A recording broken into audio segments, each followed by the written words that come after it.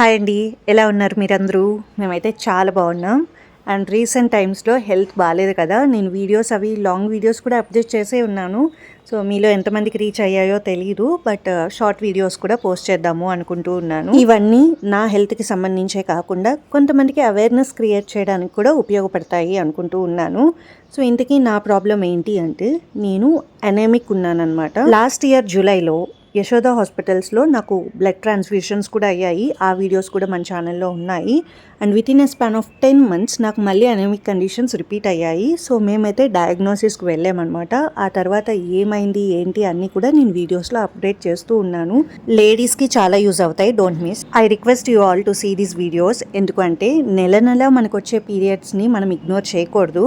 ఒక్కొక్కరి బాడీ ఒక్కొక్కలా ఉంటుంది. నాకు ఎప్పుడూ పెయిన్ లేదు, నొప్పులు కూడా లేవు. కానీ డాక్టర్ చెక్ చేసిన తర్వాత అనేమియా ఉంది అండ్ సర్జరీ కూడా చేయాలి అన్నారు.